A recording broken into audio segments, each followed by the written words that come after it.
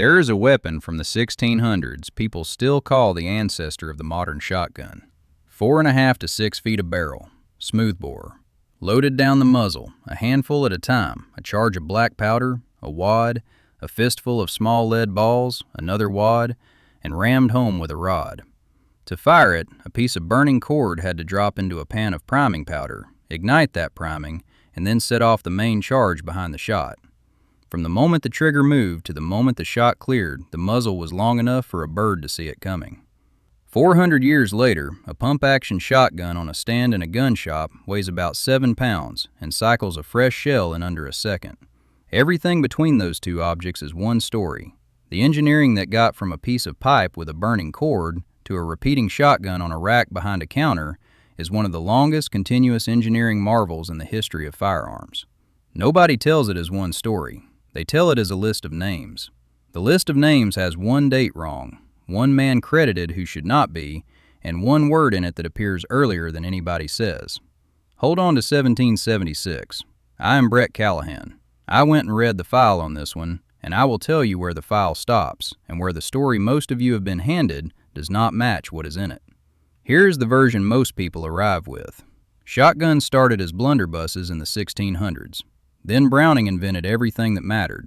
Pump action, semi-automatic, lever action, Browning. Then the Remington 870 and the Mossberg 500, and here we are.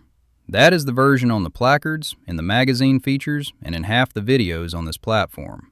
It is a clean line, and it is wrong in 3 specific places. Hold on to 1776, because there is a claim about that year that everybody who writes about shotguns repeats, and there is a second claim that contradicts it, and they cannot both be right.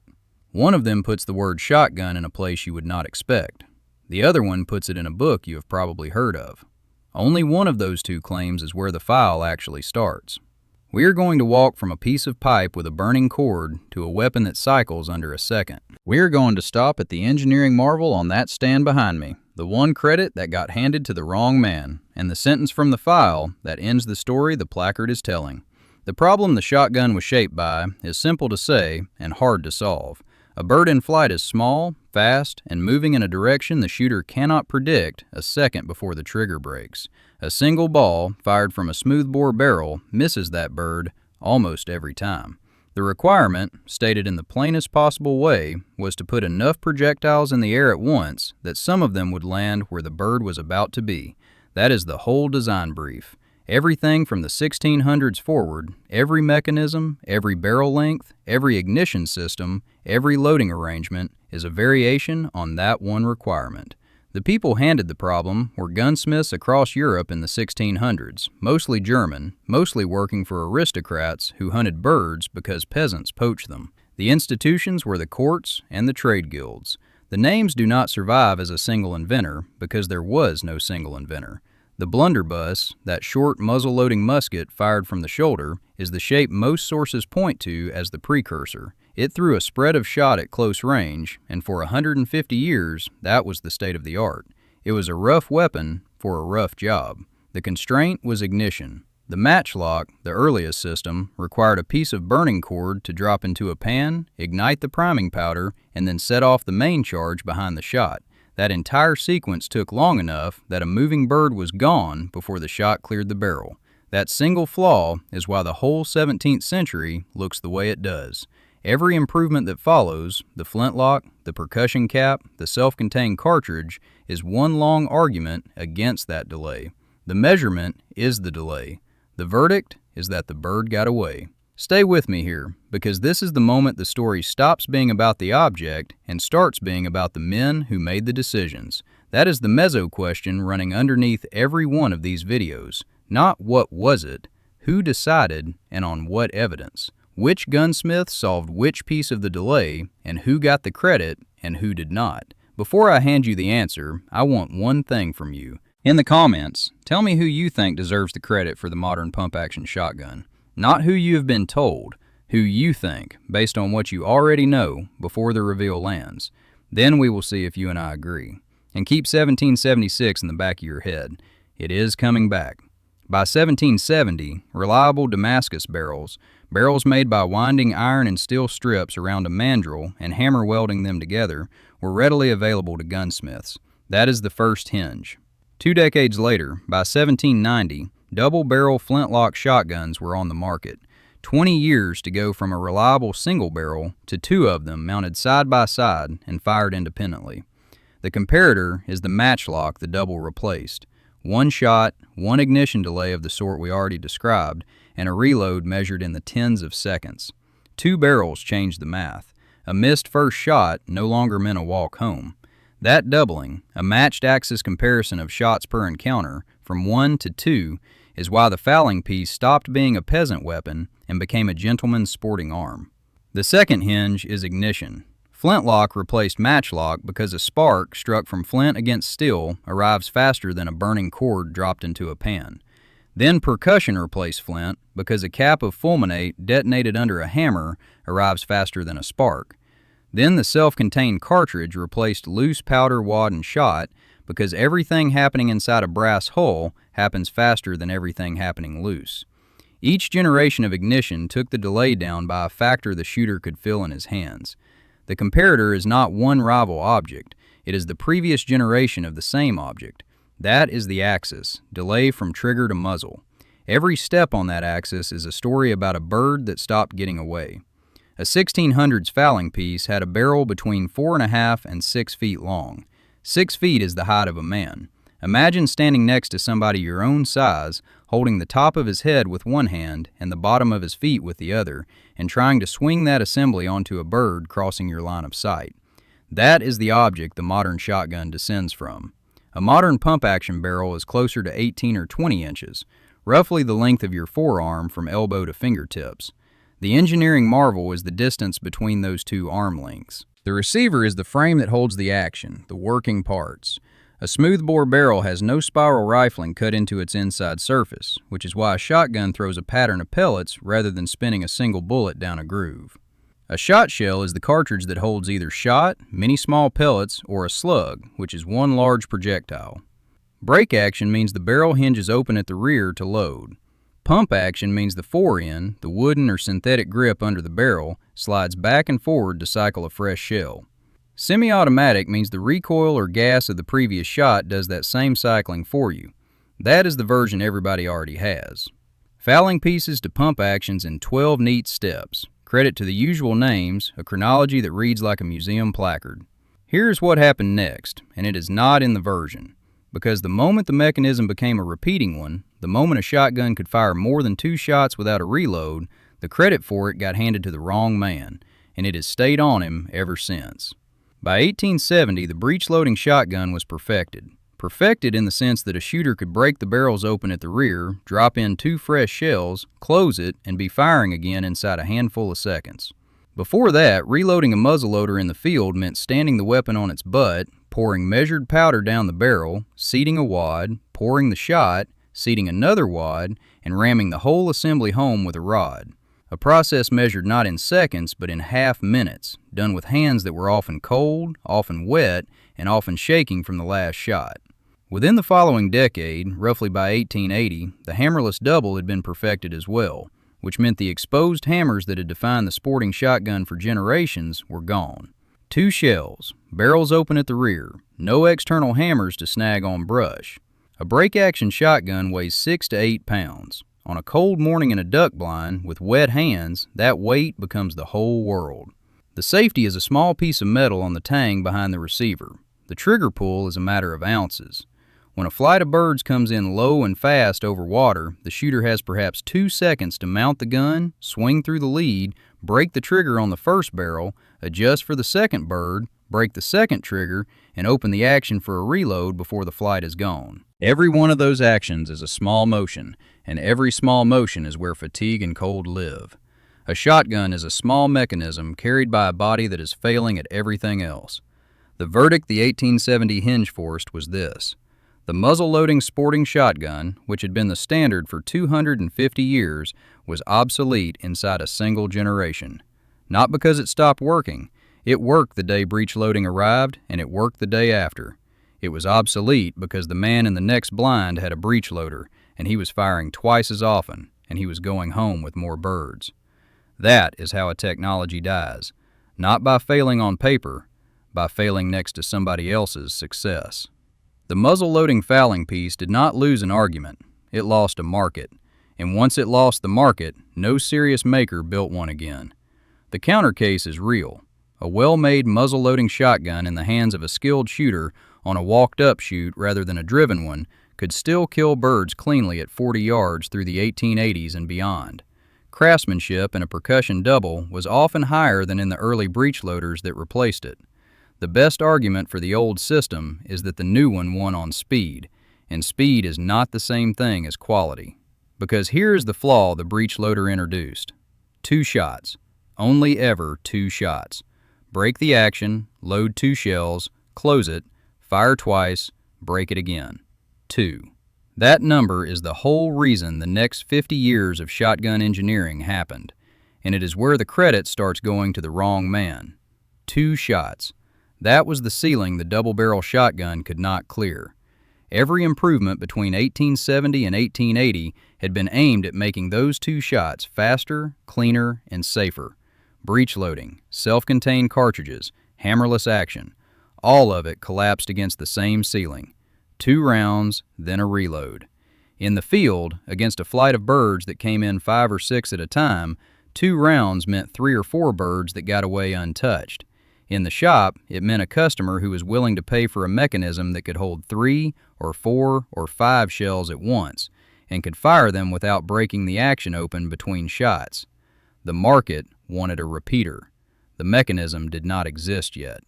Here's the part they never taught you in school. In 1882, 5 years before the name most people credit for the repeating shotgun even entered the picture, 2 American inventors named Christopher Spencer and Sylvester Roper patented a pump-action shotgun. Spencer had already built the repeating rifle that carried his name through the Civil War.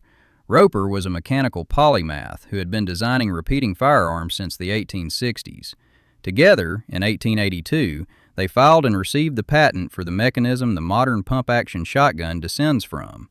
4N slides back, spent shell ejects, fresh shell rises from the tubular magazine under the barrel. 4N slides forward, ready to fire. That is what they patented, 5 years before the celebrated version.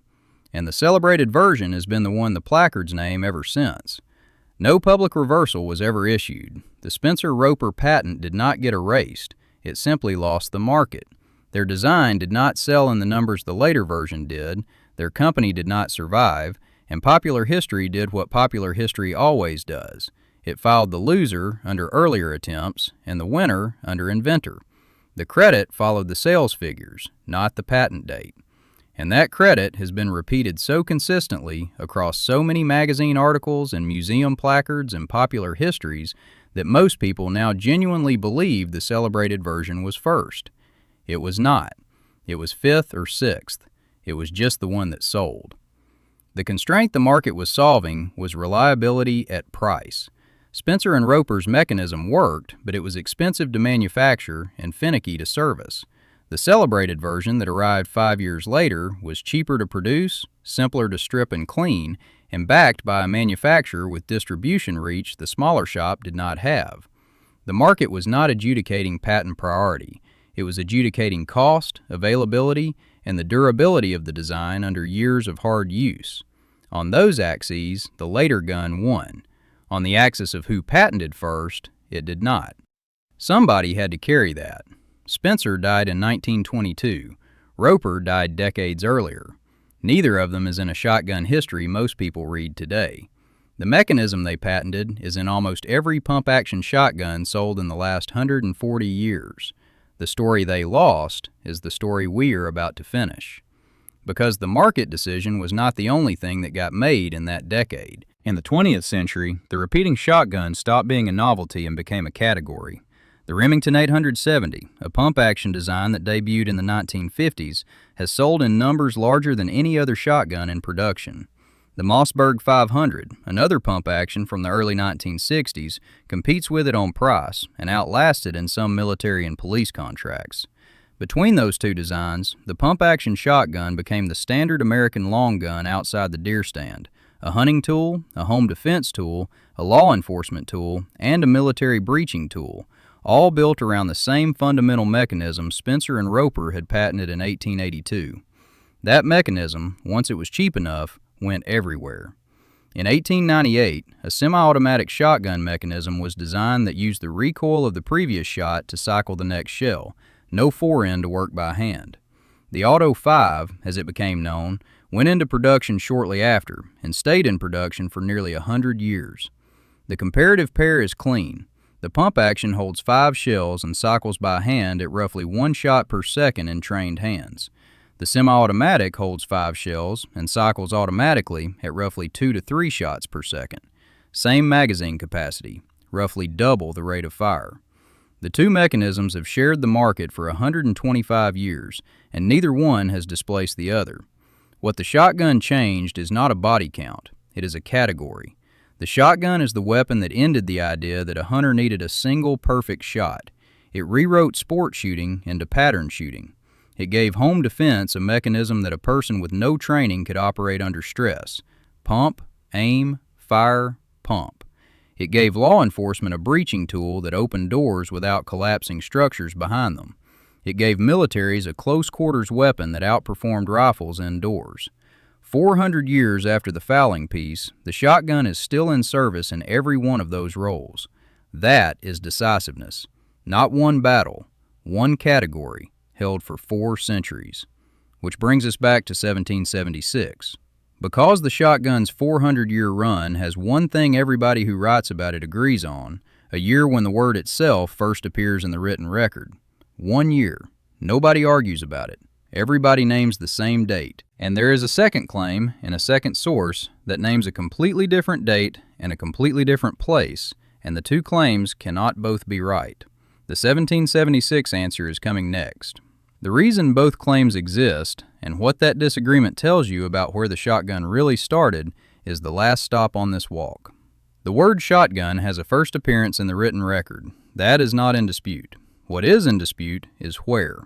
The most widely cited claim places it in 1776, in correspondence to and from a frontier post in what is now Kentucky, Fort Boonesboro, on the Kentucky River at the edge of the American colonial frontier. A settler wrote it. Another settler read it. It appears in their letters back and forth.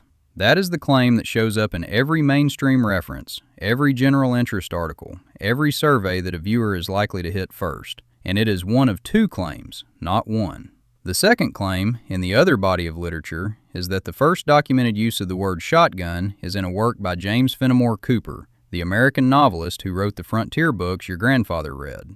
Specifically, in his Frontier Language of the West, a book about the vocabulary of the American frontier, which puts the first appearance decades later in a literary rather than a documentary source.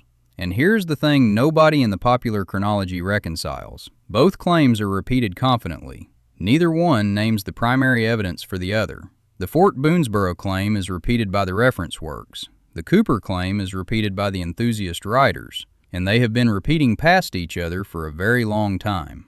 What that disagreement tells you is bigger than the word. If the popular chronology of the shotgun cannot even reconcile the year the word first appeared in English, it certainly cannot be trusted to reconcile who patented the pump action first, who deserves credit for the semi-automatic, or when the modern shotgun should be considered complete. The whole neat line, fowling piece, blunderbuss, double, breech loader, hammerless double, pump, semi-auto, over-under, is a line drawn after the fact by people who were not adjudicating priority. They were writing summaries. The file is messier than the summary, and this is where the file stops matching the placard. The numbers do not agree on this one, and I have to be honest with you about that. On when the shotgun lineage actually starts, one respected chronology puts reliable barrels at 1770 and the first true double-barrel shotgun at 1790. A different respected source pushes the roots back to the early 1600s. That is a gap of roughly 170 years on a single question: when does the story begin? And on the first appearance of the word shotgun in English, one claim gives 1776 on the American frontier, another gives a book of frontier language published decades later. Both are stated confidently. Nobody has ever reconciled them. What that disagreement proves is that the popular chronology of the shotgun is a chain of summaries written by people who were not adjudicating primary evidence. One writer counted the mechanism, another counted the word, a third counted the ancestor form. They were counting different things, and when they published, each one repeated the last one's numbers without checking. That is how a wrong date becomes a settled date. That is where the file stops. I am not going to pretend otherwise. In a gun shop somewhere in America right now, a pump-action shotgun is sitting on a black stand behind a glass counter. Wooden stock, wooden pump handle, blued steel receiver, a barrel about 20 inches long. Behind it, on a rack, a dozen other shotguns and rifles are lined up in a row, the price tags hanging off the trigger guards. A customer is looking at it. He is thinking about the deer season, or the door of his house at 2 in the morning, or a range day with his son next weekend. He picks it up. He works the pump, one clean cycle, front to back, back to front, and the action closes with a sound that has not changed in 140 years. He does not know that the mechanism in his hands was patented by 2 men who died forgotten. He does not know that the word stamped on the barrel was first written down by a frontier settler on a river in Kentucky, or by a novelist a generation later. The file cannot tell him which. He picks it up because he likes the way it feels. History's better than they made it sound. So here is the argument, and it is a live one.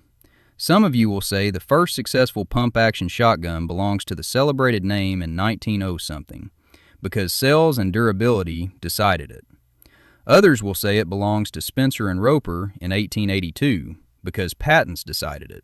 2 answers, both defensible. Tell me which counter you were standing at, and if there's an old shotgun in your family with no story attached to it, tell me what is stamped on the barrel. There is another attribution sitting in the same set of records on the man who is supposed to have invented the semi-automatic shotgun, and it ends worse.